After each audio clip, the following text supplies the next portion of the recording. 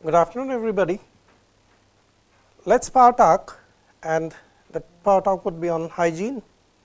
12th century Renaissance was something which woke us from a lot of slumber, reference to hygiene especially, and 2015-16 has been again a renaissance in terms of hygiene, whether it comes to food, health, or healthcare sector. I would just like to take you over a small ride for a couple of minutes. 15, cholesterol has been eliminated from the naughty list, and now I think we are all free to eat as much of eggs, oily foods, proteins, etc. that we can. What happened that cholesterol was put onto the naughty list and now that has been undone? These were mega commercial interests to the people who are manufacturing atrostatins, etc., etc., etc. Same thing happens with hygiene and hygiene molecules. Over the last 40 years, we have run and ridden over the waves of alcohols, aldehydes, halogens, and whatnot.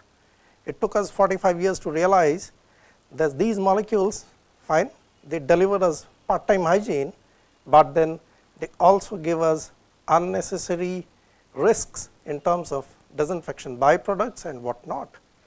So where do we head to? The answer was find out biological mechanisms inherent, whether it is to the vegetative tissue or the animal tissue.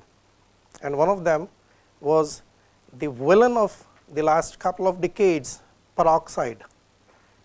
Let's accept it as a fact that every cell, whether it is a plant tissue or animal tissue, it synthesizes peroxide as the first line of defense. And at the same time, we do also have countermeasures if there is excess of peroxide which is synthesized in a cell.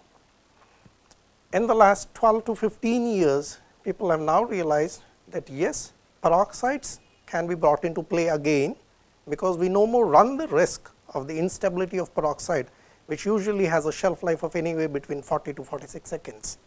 Now, peroxide can be stabilized at ambient temperatures and can be used to kill microorganisms selectively as well as non-selectively.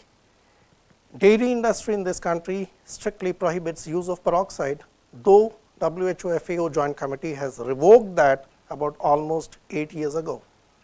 Now, it has come to a situation where peroxide or peroxide acid based chemistry is now acceptable, and there are revisions.